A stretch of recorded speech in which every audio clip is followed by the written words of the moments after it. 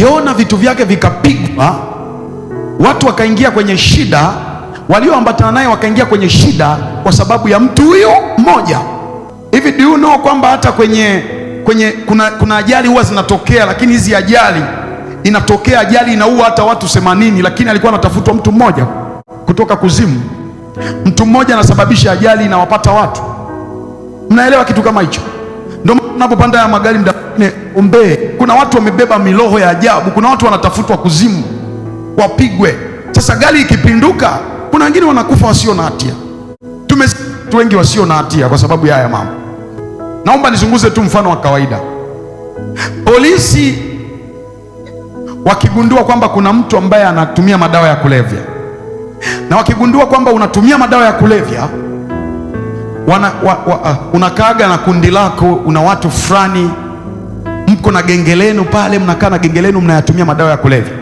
Nadhani wengi hapa mshatazama movie au mnajua kwenye movie inavyoendelea kwamba polisi wanapoenda kukamata watu ambao ni wavuta bangi au wa madawa ya kulevya, wakienda kwenye ile grupu, yawezekana wamepewa taarifa ya mtu huyu mmoja kwamba kuna mvuta bangi anaitwa fulani, huwa anakaa, kuna genge fulani liko Manzese. Ukienda Manzese wanakaa karibu na duka fulani, ukienda pale utamnasa. Kinachofanyika ni nini? Polisi wakienda kumkamata huyo mtu, je, wakifika pale wanamkamata mtu mmoja au wanasomba na wote ambao wanawakuta wanavuta bangi? Wanawasomba wote. Hiyo ndo kawaida ya polisi wanachokifanya. Wanaweza kuwa wanamtafuta mhalifu mmoja, lakini wanapomtafuta huyu mhalifu mmoja, wakikuta wahalifu wanapomkuta katikati ya watu fulani, wanapomkuta kwenye familia fulani, wanapomkuta na marafiki fulani, wanasombwa wote, napelekwa polisi. Maelezo yataenda kujulikana huko kwa huko. Kuna watu wengi walishafungwa kwa sababu walikutwa na mtu mwenye hatia. Kuna mtu mmoja aliuliwa vibaya, alinunua simu kwa mtu, alafu wako na rafiki zake wanarushiana nyimbo, wakaja wakasombwa wote. Kuna mtu mmoja aliokota simu ya iPhone, aliiba simu ya iPhone, wakati amewasha natumia, wakaitrack, wakaja kumkuta na rafiki zake, wakasomba wote. Haya matukio mnayajua, hata mengine alishatokea. Hiyo ndo kawaida. Polisi huwa wanasomba watu wote wanaowakuta pale. Na kama polisi wanasomba watu wote, hao watu wanafuata kanuni ya rohoni.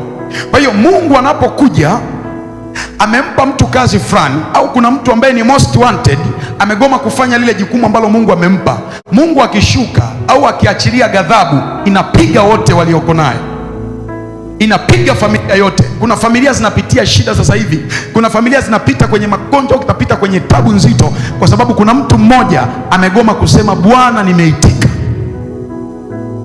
Mungu anasomba. Kuna mambo mengi yanatokea, watu wa Mungu, sio shetani.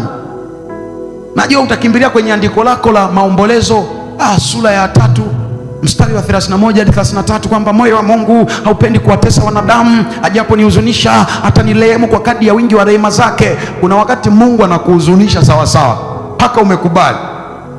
Halo, nazungumza na mtu hapo. Utakaa mahali unaomba vitu haviendi, unajaribu kumwita Mungu, kumbe Mungu anakuangalia tu, wewe umekataa mission, unaruhusu vitu viharibike. Mungu amekuita wewe ni mhubiri, unafanya uko kwenye biashara. Mungu anakutenye mfanya biashara, wewe ni mhubiri. Ndio hao wahubiri ambaye akifanya huduma siku 2 3 anaacha, anasema mpaka nipate hela mtaji. Lakini mtu aliyeitwa kweli huwa angalii mazingira. Mtu aliyeitwa kweli kwenye hicho kitu huwa hayumbishwi na mazingira, huwa hayumbishwi na hali, huwa hayumbishwi kwamba Jumapili tulifika hapa tukiwa watu 30 50, leo wamekuja watu 5. Huwa hayumbishwi na idadi ya watu. Huyu mtu anayumbishwa na kusudi ambalo Mungu ameliweka ndani yake. Kwa kuna mtu anapitia tabu saa hizi, kumbe amekataa kuwa mahali ambako Mungu alitarajia awe, ambapo Mungu amemwambia awe. Na kwa sababu amekataa, Mungu ametaka awe ni mhubiri, yeye amepambana na biashara, amekomaa na biashara, anaenda na kwenye maombi, anaenda na kwenye mifungo. Kuna watu wako makanisani sasa hivi ni wahalifu, ndio maana wanaombewa hawaponi, kwa sababu hawajaenda mahali ambako Mungu ametaka wawe. Anaenda na kwenye mifungo, anaombea na biashara zake. Baba, imeandikwa katika Mathayo kwamba kila pando asilolipanda Baba wa mbinguni litang'olewa. Hilo pando ling'oke, unajikuta unang'oka wewe, biashara yako inang'oka. Why? Umegoma kukaa mahali pako.